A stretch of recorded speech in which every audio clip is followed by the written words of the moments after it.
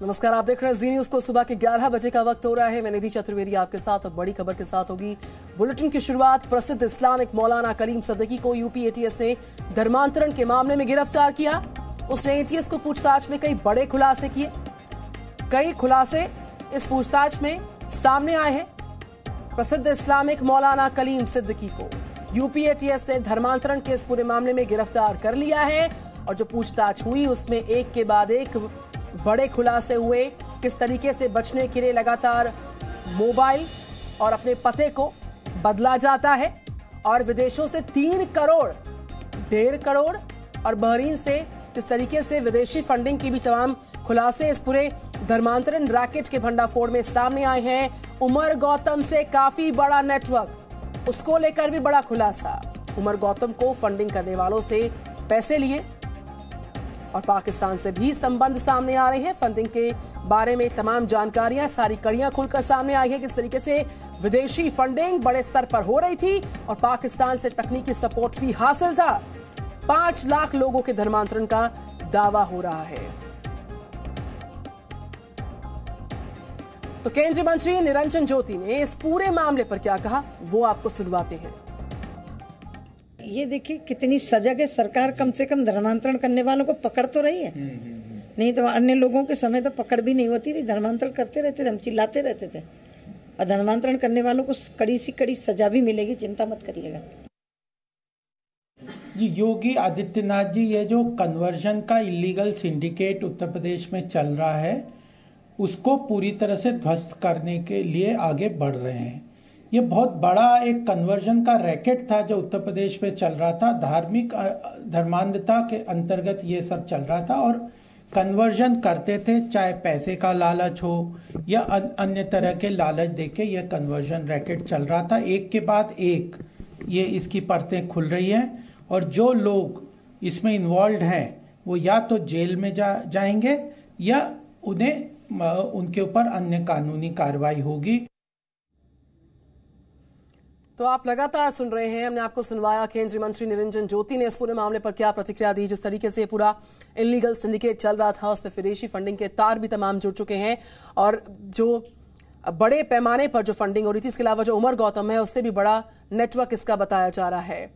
तो नाम तो स्कॉलर है और काम जो जिहादी है उसकी वजह क्यों है, हम ऐसा क्यों कह रहे हैं। देखिए, पाकिस्तान कनेक्शन सामने आना, लव जिहाद के एजेंडे को भुनाना और साथ ही साथ विदेशों से अवैध फंडिंग की बड़ी तस्वीर का सामने आना, बड़ा खुलासा होना, मुस्लिम आबादी बढ़ाना इनका मकसद है। जो जिहादी काम इस शख्स ने किया है उसको लेकर ये बड़े अपडेट हैं। उमर गौतम से बड़ा नेटवर्क चल रहा और 5 लाख लोगों का धर्मांतरण करवा दिया गया है। तो बड़े पैमाने पर चाहे वो विदेशी फंडिंग हो और सबसे बड़े गैर कानूनी धर्मांतरण गिरोह को ऑपरेट करने के लिए किस तरीके से फंडिंग हो रही थी बाहर से, विदेश से, उस फंडिंग को लेकर भी तमाम खुलासे हुए हैं। और मौलाना कलीम सिद्दीकी पर खुलासे हैरान करते हैं। मालूम चल रहा है कि मौलाना कलीम सिद्दीकी जिहादी सोच रखते हैं। और मैं राजू राज के पास चलती हूं। तो राजू राज, सबसे बड़े गैर कानूनी धर्मांतरण के रैकेट को लेकर जो सबसे बड़ा खुलासा हुआ है उसमें चाहे पाकिस्तानी कनेक्शन की हम बात करें, विदेशी फंडिंग की बात करें और किस तरीके से धार्मिक संगठन हो, शैक्षणिक संगठन हो, उनकी आड़ में यह बड़ा रैकेट चल रहा था जिसको लेकर बहुत सारी कड़ियां खुल चुकी हैं। उमर गौतम से बड़ा नेटवर्क चला रहा था। बिल्कुल निधि, मैं बताना चाहूंगा कि मैं इस वक्त कलीम सिद्दीकी के घर पे मुजफ्फरनगर के फुलत गांव पे हूं और परिवार का भी कोई भी सदस्य यहां पर नहीं है। हाँ, जो कलीम सिद्दीकी के साथ उनके केयर टेकर हैं इफ्तिकार, वो रहते हैं। लेकिन यहां पर इफ्तिकार से भी बात करनी जरूरी है कि कलीम सिद्दीकी कितने दिनों से मदरसा चला रहे थे और जब मदरसा चला रहे थे वहां पर धर्म परिवर्तन किया जा रहा था। लेकिन इनका साफ तौर पे कहना है कि जो धर्म परिवर्तन कराया जा रहा था वो लोग अपनी मर्जी से आते हैं। इफ्तिकार से बात करते हैं जो बेहद करीबी हैं कलीम सिद्दीकी के। ये इफ्तिकार जी, ये बताइए कि यहाँ पर जो धर्म परिवर्तन का जो काम चल रहा था वो कितने दिनों से चल रहा था?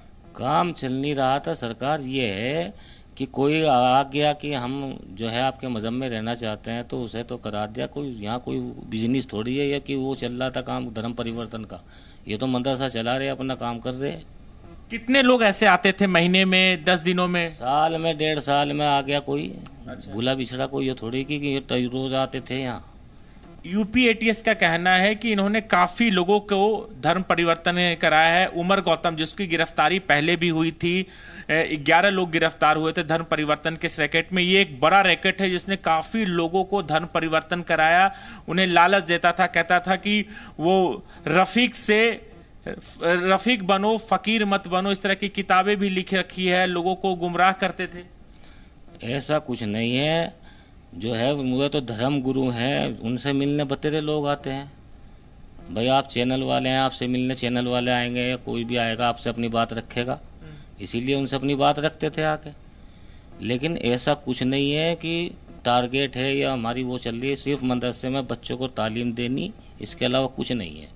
विदेशों से भी फंडिंग होने की बात कही जा रही है। तो बहरीन से फंडिंग आया। खुद इन्होंने एक इंटरव्यू, एक शो में कहा था कि इन्होंने 5,000 नहीं 5 लोगों का धर्म परिवर्तन कराया है। वो तो किन्होंने कहा था? मौलाना कलीम सिद्दीकी ने। किससे कहा था? वो 3-4 मौलानों का एक कॉन्फ्रेंस चल रहा था, उस कॉन्फ्रेंस में इस बात को उन्होंने कबूल किया। हाँ, तो कोई जो है आ जाता है, 5 लोग आ गए तो उन्हें करा दिया। कोई अपनी खुशी से तो आए, कोई जबरदस्ती थोड़ी पकड़ के लाए।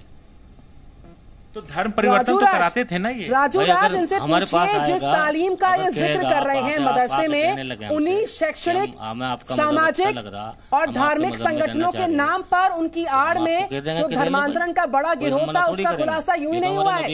एडीजी ने कई बड़ी बातों का जिक्र किया। बिल्कुल, इसको सिरे से खारिज कर रहे हैं जनाब, जो आपके साथ मौजूद है इस वक्त। देखिए, जो यूपी एटीएस ने बताया कि धार्मिक संस्थान है, यहाँ पढ़ाने का काम है बच्चों का, और वहां पर धर्म परिवर्तन कहां तक जायज है? क्योंकि जो जांच रिपोर्ट आई है, उस जांच रिपोर्ट में एटीएस इस बात का खुलासा की है। खुद एडीजी लॉ एंड ऑर्डर ने इस बात की पुष्टि की है। भाई एटीएस का है, कोई भी मतलब जो है पुलिस, यहाँ की तो पुलिस है, डंडा बजाएगी, जो बोलेगी वो लिखवाएगी। ये तो सीधी सी बात है। एटीएस है, एटीएस का आगे कौन चपरा है बताओ आप? इनकी हुकूमत है, तो इलेक्शन का ही प्रोपगंडा, उसी के चक्कर में ये सब कर रहे हैं लोग। पाकिस्तान से क्या कनेक्शन है? कुछ नहीं। आज तक के मौलाना कलीम पाकिस्तान की सरद जमीन पे भी तशरीफ नहीं ले गए, पैर भी नहीं रखा। नहीं, उनका कहना है कि पाकिस्तान से संपर्क में थे, टेक्निकल सपोर्ट दिया जा रहा था, फंडिंग पाकिस्तान से आ रही थी। सब झूठ है, ऐसा कुछ नहीं। वो तो आज तक उनके भांजी रहती है, उनके आज तक भी पैर नहीं रखा उन्होंने अपनी जिंदगी में। भांजी रहती है ना उनकी? भांजी शादी हुई भी वहीं। अच्छा, वो वहीं रहती है। तो उनके तो जो खून तो होते हैं, लेकिन जो है आज तक उन्होंने सरजमीन पर पाकिस्तान की पैर ही नहीं रखा।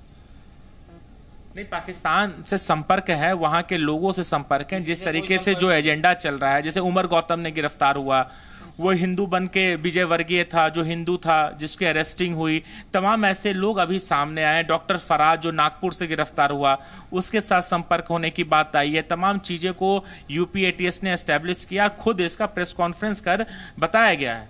सब झूठ है ये, ऐसा कुछ नहीं है।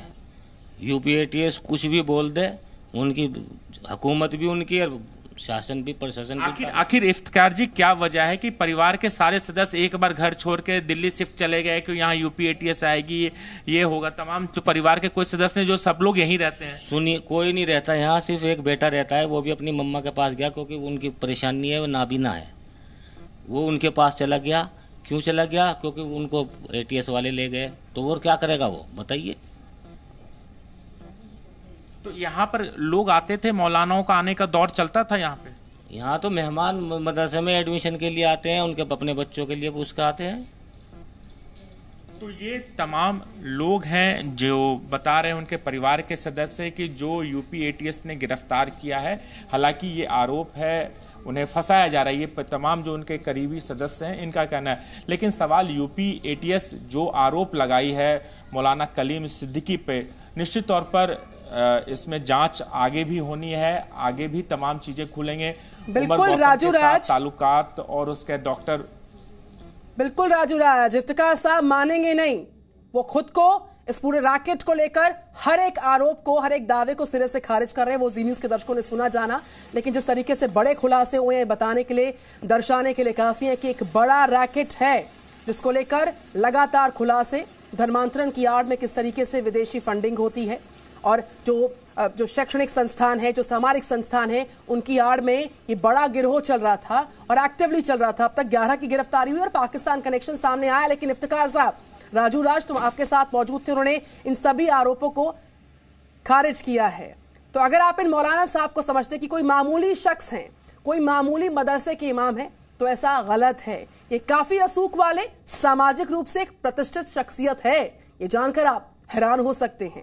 कहने को तो ये स्कॉलर कहलाए जाते हैं, लेकिन उसी के नाम पर ये जिहाद करते और करवाते भी हैं। हम आपको दिखाएंगे खास रिपोर्ट किस तरीके से नौजवानों को बरगलाया जा रहा है।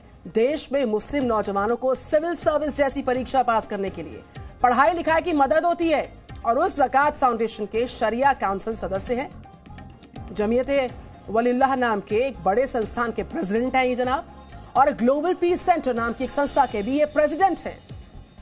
तो धर्मांतरण का जो धंधेबाज स्कॉलर है, वो स्कॉलर तो है, कहने को कहलाया स्कॉलर जाता है, लेकिन जिहाद के नाम पर किस तरीके से माहौल खराब किया जा रहा है, जिहाद करवाया जाता है, उसको लेकर भी जानकारी। मतलब नाम और शोहरत, धन और दौलत की कमी नहीं है, बस जहन में जिहाद घुसा हुआ है, बसा हुआ है। और हर गैर मुस्लिम को मुसलमान बनाने की धुन इनके सर पर सवार है। और इसके लिए कोई भी इजराम पेशा इन्हें गुनाह नहीं लगता है। हवाला तक के पैसे लाते हैं, मंगाते हैं और लगाते हैं। और जब ऐसे गुनाहों पर कार्रवाई शुरू होती है तो इस गैंग की ओर से विक्टिम कार्ड प्ले होता है। Presenting B News app, available on Google Play and App Store. Download it now.